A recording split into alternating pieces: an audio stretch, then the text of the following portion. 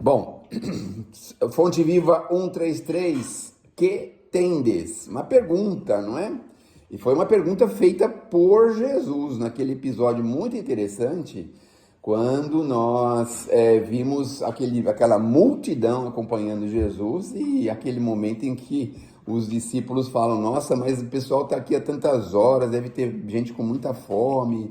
Como é que nós vamos fazer, né, com esse povo todo, mandar eles embora para casa? Vai ser longe, vai ser difícil, vai ser complicado.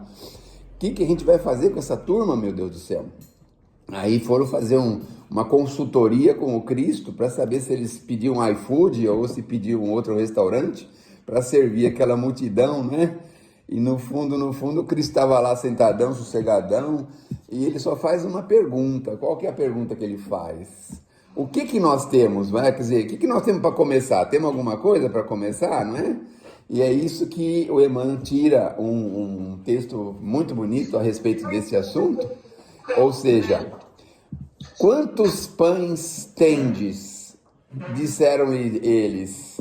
Nós temos 7 pães. Eita, esses 7 aparecem tantas vezes no Evangelho. Não, meu Deus do céu. O que será que acontece com esses 7? Mas o 7 é o símbolo do infinito, não é? Que a gente pode entender pelo entendimento judaico. É o símbolo do infinito. Então tudo aparece 7. Quantas vezes perdoarei?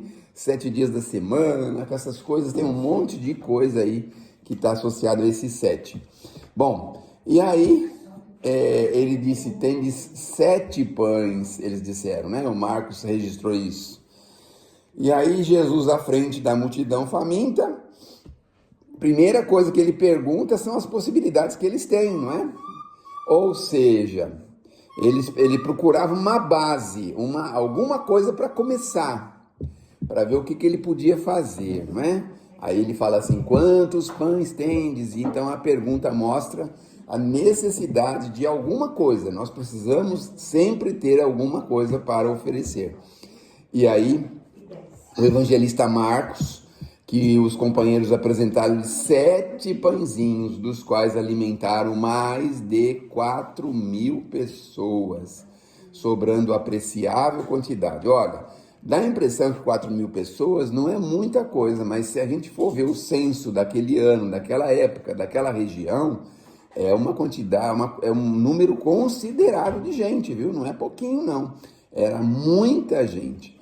Aí vocês imaginam, não é? Alimentar 4.000 pessoas, como que era um negócio, não era fácil, não, era complicado. Bom, Jesus não perde, não é? A serenidade, a tranquilidade, a paciência, e aí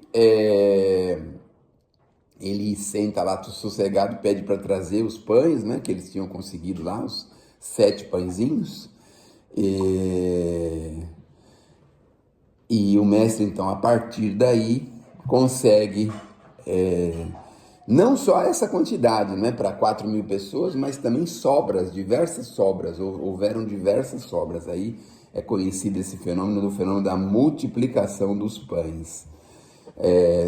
E o Emmanuel pergunta assim para a gente: será que o mestre teria conseguido tudo isso se ele não pudesse contar com nenhum recurso? Ou seja, será que ele teria multiplicado tanto se não tivesse nada, tirado do nada?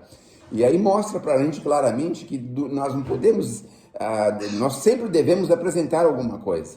E não é do nada que as coisas surgem e aparecem, precisa ter alguma coisa, não é? A imagem compele-nos a meditar contra o impositivo da nossa cooperação, para que o celeste amigo possa revelar em nós os dons da vida abundante, da vida frequente, confiante, não é? E ele continua dizendo assim: poderá o Cristo edificar o santuário da felicidade em nós e para nós, se não puder contar com a nossa boa vontade, ou a nossa mínima boa vontade? Aí ele repete: a usina mais poderosa não prescinde de uma pequena tomada para alimentar o aposento. Então você pega aí uma usina gigantesca, que precisa alguém entrar em um quartinho escuro lá, eles precisam de um negocinho piquititico lá para poder ligar e funcionar, né? Muitos esperam o milagre da manifestação do Senhor a fim de que lhes sacie a fome de paz e reconforto, mas a voz do Mestre no monte continua ressoando inesquecível.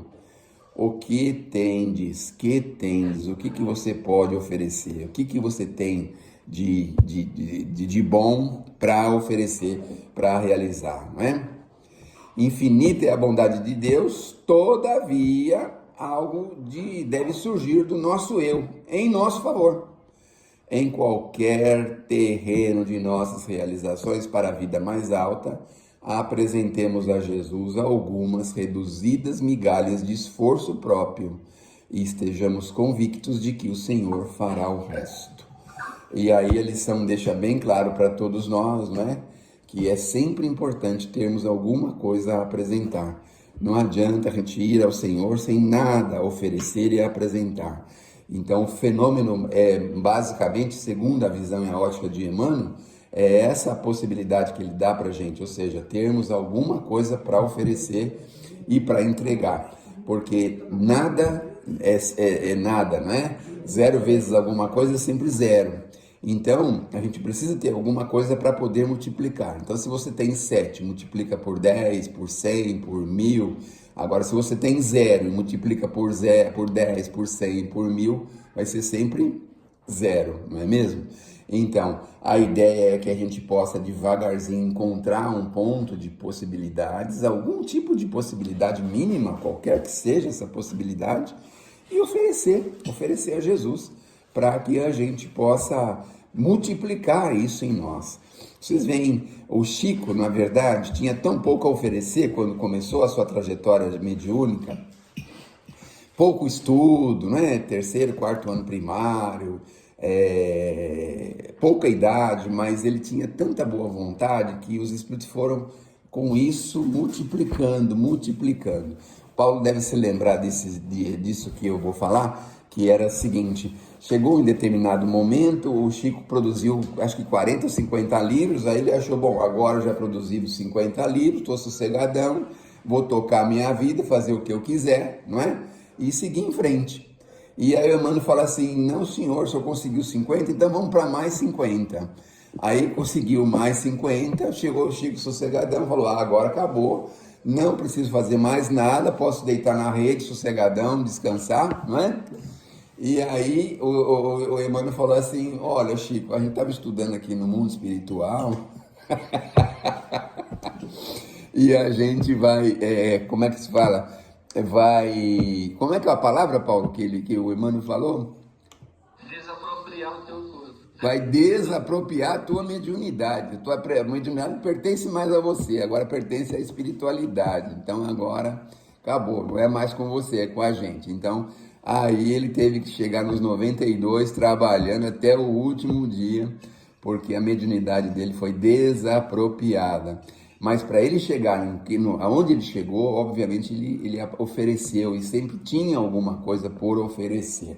E aí a gente vê esses grandes trabalhadores da seara espírita, da doutrina, o seu próprio Divaldo, né, também começou ali, acolheu uma criança e depois o negócio foi multiplicando, virou aquela mansão do caminho gigantesca, centenas de crianças ali que foram acolhidas por ele.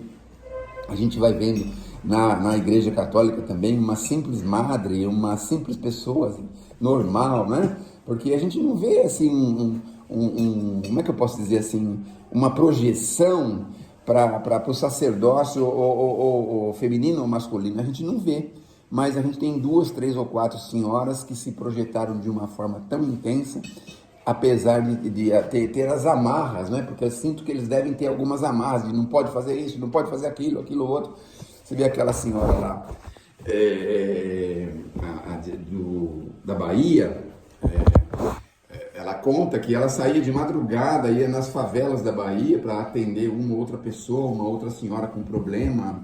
Ela foi repreendida porque ela jamais podia sair do convento de madrugada, sozinha, imagina só, né? Irmã Dulce, um espírito me soprou aqui. Irmã Dulce tem uma trajetória de vida também, oferecendo um pouquinho, que é atender uma pessoa, ajudar uma pessoa, se tornou aquela coisa exemplar na Bahia, não é?